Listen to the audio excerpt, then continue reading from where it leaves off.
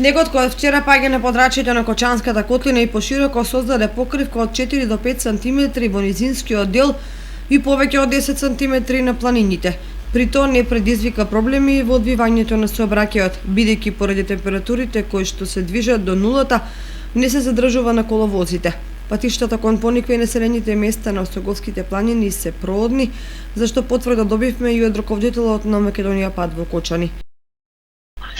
На Пониква моментално има околу 10 см снег, патот е проводен за сите видови на возила, очистено, заминено наши екипи без никакви проблеми. Разполагаме со доволни количини на сол и абразивен материјал, значи негде имаме 200 до 300 тона сол и околу 80 метри кубни ризла. Доколку врнежите продолжат и во наредните денови, Македонија Пат ќе ги следи состојбите на патиштата и ќе реагира соодветно на ситуацијата, зашто има на располагање механизација и доволни залихи од песок и сол. Учесниците во сообраќајот посебно внимание ќе треба да обрнат на евентуалните појави на поледици на патиштата, за што се препорачува внимателно возење со прописно опремени возила.